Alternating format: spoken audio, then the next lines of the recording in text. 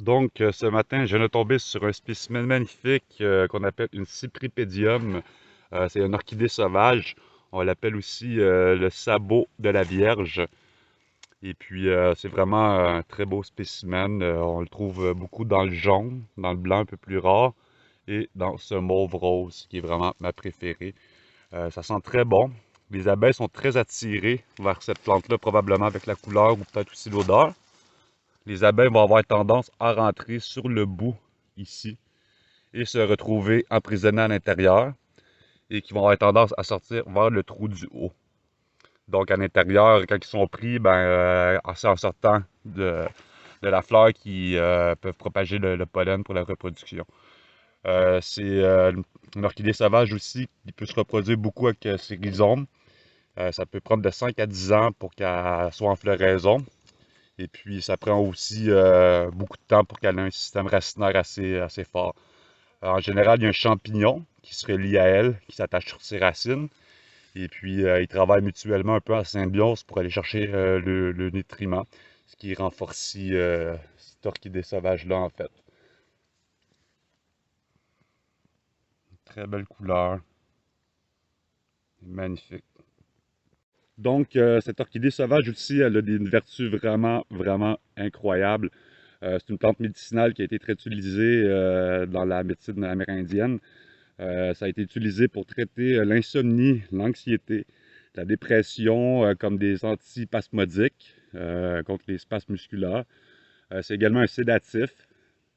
Ça a l'air que c'est très efficace aussi pour les douleurs menstruelles. Et ça aide à diminuer l'hyperactivité chez les enfants également.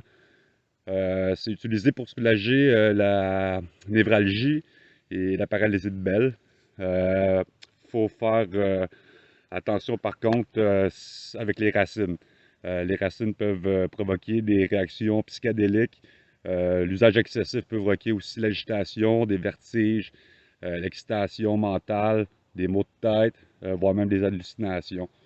Euh, Puis c'est vraiment son rhizome en tant que tel qui contient ces principes actifs-là assez intenses. Par contre, en consommer en infusion avec la fleur et les feuilles, comme je vous dis, là, c'est des vertus incroyables: anxiété, insomnie, antispasmodique, sédatif, ça diminue l'hyperactivité et de nombreuses autres vertus incroyables. Fait que j'aime beaucoup ce spécimen-là. C'est quand même une orchidée, magnifique couleur. C'est un très beau spécimen. C'est la seule qu'il y a aux alentours présentement dans le coin. C'est la première que je trouve.